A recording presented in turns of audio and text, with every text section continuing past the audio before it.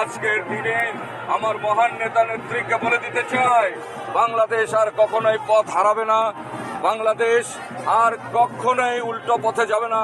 বাংলাদেশের প্রত্যেকটা মানুষ উত্তর দক্ষিণ পূর্ব পশ্চিম আনাচে কানাচে সকলে ঐক্যবদ্ধ ছিল, আছে এবং ভবিষ্যতে থাকবে, ষড়যন্ত্র মোকাবেলা করবে। সকলকে আবারও আন্তরিকভাবে অভিনন্দন জানাচ্ছি এবং আমাদের পত্নীতলা ধামরাটের পক্ষ থেকে শুভ জন্মদিন বাংলাদেশ জাতীয়তাবাদী দল। শুধু বাংলাদেশেই নয়, গোটা এশিয়াতে দক্ষিণ এশিয়ার সবচাইতে জনপ্রিয় দল। আমরা স্যালুট জানাই আমাদের নেতা, মহান নেতা নেত্রী, আমাদের দেশনেত্রী বেগম খালেদা জিয়া এবং তারেক রহমানকে। ওনাদের কল্যাণে আমরা একটা ক্ষুদ্র কর্মী এই দলের হতে পেরেছি। সবাই ভালো থাকবেন।